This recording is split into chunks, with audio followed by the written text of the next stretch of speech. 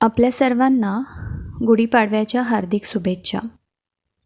पण तुम्हाला माहीत आहे का की गुढीपाडव्याला गुढी का उभारली जाते? कडुलिंब व गूळ का खाल्ले जातात?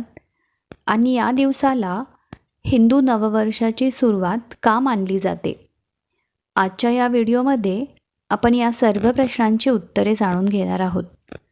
सर्वात प्रथम आपण पाहूयात गुढीपाडव्याला हिंदू नववर्षाची सुरुवात का मानली जाते.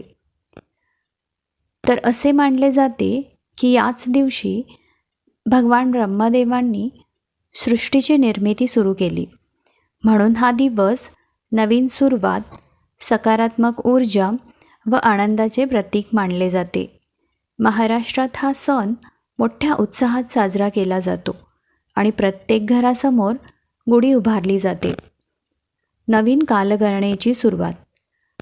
असे मानले जाते की शालिवाहन राजाने मातीच्या सैन्यात प्राण फुंकून शत्रूंचा म्हणजेच शंकांचा पराभव केला आणि शालिवाहन शके सुरू झाले व नवीन कालगणनेची सुरुवात झाली.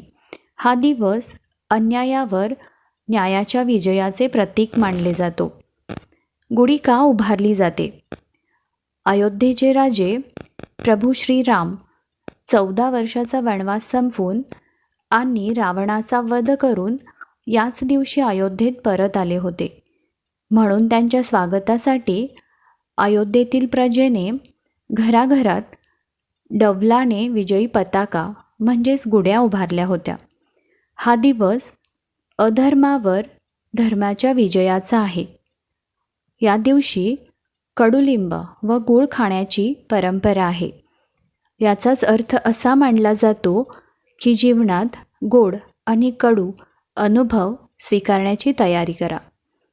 आध्यात्मिक संदेश. गुढीपाडवा आपल्याला सांगतो की प्रत्येक नवीन वर्ष म्हणजे नवीन संधी असते. जुने दुःख विसरून नवीन आशा आणि विश्वासाने पुढे जाण्याचा हा दिवस आहे. तर कशी वाटली ही माहिती? जर तुम्हाला हा व्हिडिओ आवडला असेल तर व्हिडिओला लाईक नक्की करा.